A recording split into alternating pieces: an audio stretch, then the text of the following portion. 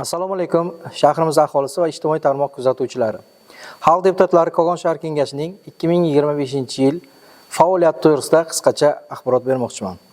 Xalq deputatlari Kogon shahar kengashi o'z faoliyatini O'zbekiston Respublikasi Saylov kodeksi, O'zbekiston Respublikasi mahalliy davlat hokimiyati to'g'risidagi, xalq deputatlari viloyat, tuman, shahar kengashi deputatlik maqomi to'g'risidagi qonun va boshqa qonun, O'zbekiston Respublikasi Oliy Majlisi qarorlari, shuningdek o'z reglamentiga muvofiq amalga oshirib kelmoqda. Xalq deputatlari Kogon shahar kengashida 7-chaqiriqda 20 nafar deputatlik o'rni mavjud bo'lib, hisobot davrida vakant o'rinlar mavjud emas.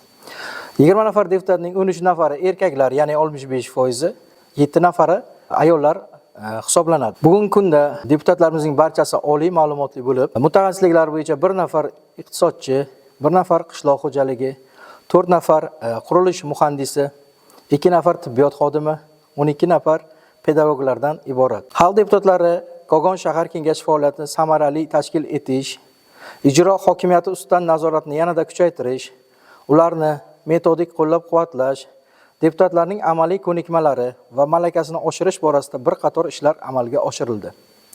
Ijro organi mansabdorlarining hisobotlarini o'z vaqtida eshitib borish maqsadida 2025-yil 7-fevral kuni xalq deputatlari Kogon shahar kengashining ish rejasi tasdiqlandi. Tasdiqlangan reja asosida mas'ullarning hisobotlari va axborotlari o'z vaqtida eshitib kelinmoqda. Kengashning nazorat funksiyasini kengaytirish, ijro hokimiyati faoliyati ustidan samarali deputatlik va jamoatchilik nazoratini o'rnatish, ularni kengash oldida hisobdorligini oshirish maqsadida 2025-yil 20 marotaba sessiya o'tkazilib, ularda 161 ta masala ko'rib chiqildi.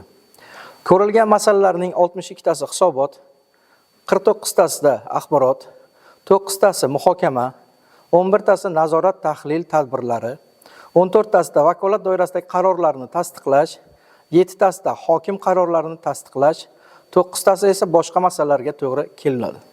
Senatning yalpi majlis kun tartibiga kiritilgan qonun loyihalari bo'yicha bildirilgan takliflar 16 ta.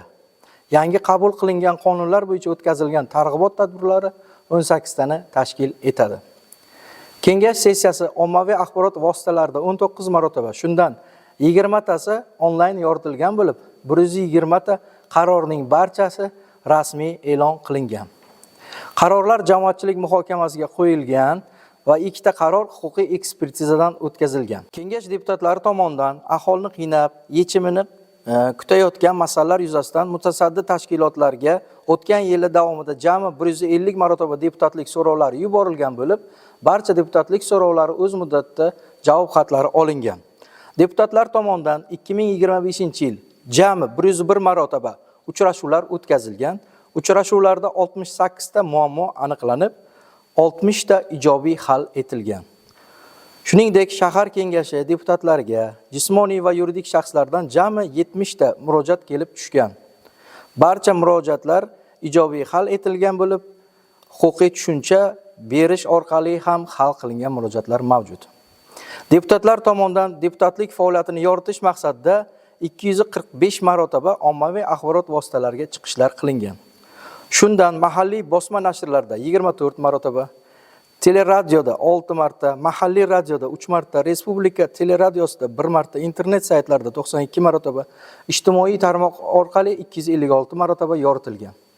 Xalq deputatlari Kogon shahar kengashi ish rejasida kiritilgan barcha masalalar sessiyadan oldin shahar kengashining doimiy komissiyalarida muhokama qilinib, doimiy komissiyalar tomonidan ma'qul deb topilgan masalalar sessiya kun tartibiga kiritilgan va muhokama qilingan. Hurmatli ijtimoiy tarmoq kuzatuvchilari, xalq deputatlari Kogon shahar kengashining xalq xizmat yo'lida amalga oshiradigan 2026-yil davomida axborot berib boramiz. E'tiboringiz uchun rahmat.